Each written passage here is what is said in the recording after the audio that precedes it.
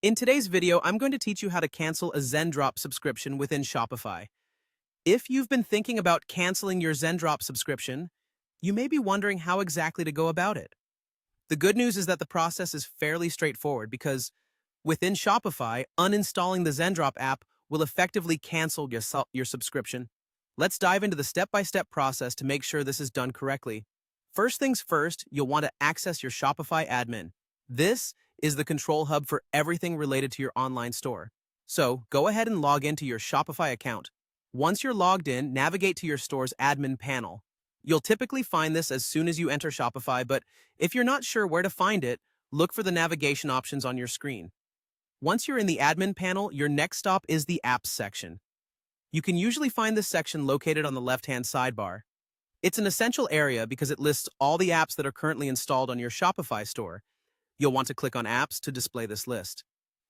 In the list of installed apps, you need to pinpoint the Zendrop app. It should be visible among the other apps you have added to your store. Now click on the Zendrop app to access its details. This is where you'll find options specific to Zendrop. With the Zendrop app details in front of you, look for an option to uninstall the app. It might be tagged as uninstall or perhaps something similar. Usually you can find this option within the settings of the Zendrop app. Sometimes, though, it could be under a Manage or Details section, depending on how your app section is set up. Clicking Uninstall is your next step in proceeding with this cancellation. Now, a confirmation prompt will likely appear.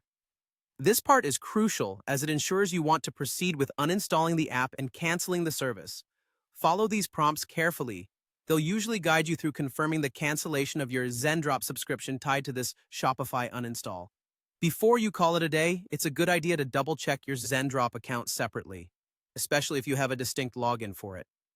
This is an important note, as some users have shared that even after uninstalling the app in Shopify, they had to make sure the cancellation reflected on the Zendrop platform itself.